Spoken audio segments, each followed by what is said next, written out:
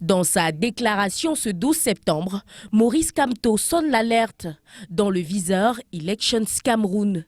Mon point de presse de ce jour porte sur ce que nous considérons comme un flagrant délit de manipulation grossière du fichier électoral par le directeur général de l'ECAM, la société allemande Veridos, partenaire technique de l'ECAM.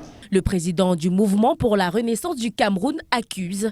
Il dénonce en l'occurrence un mensonge sur les chiffres de la diaspora, démonstration à l'appui. Et donc selon le fichier électoral consolidé, avec lequel le scrutin présidentiel du 7 octobre 2018 a été organisé, l'ECAM déclarait avoir 19 301 électeurs inscrits dans la diaspora. Seulement en janvier 2024, l'ECAM a annoncé le chiffre de 18 937 électeurs inscrits. Autrement dit, selon le directeur général de l'ECAM, le nombre d'inscrits dans la diaspora, au lieu de croître, a plutôt diminué de 364 électeurs après 5 ans.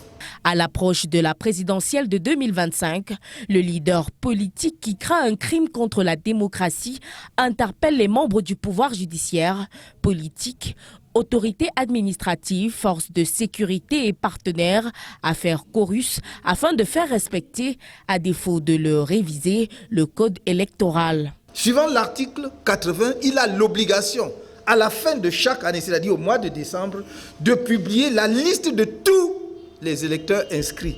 Ce n'est pas des listes partielles, ce ne sont pas des listes que l'on publie seulement dans les antennes, c'est une liste qui doit être exhaustive sur le site de l'ECAM afin de permettre à chaque Camerounais de vérifier, par exemple, s'il y a des erreurs sur son nom. Maurice Kamto demande aussi un audit du fichier électoral pour une présidentielle transparente et apaisée. Je n'ai pas dit recensement, parce qu'on me dira qu'il n'y a pas le temps.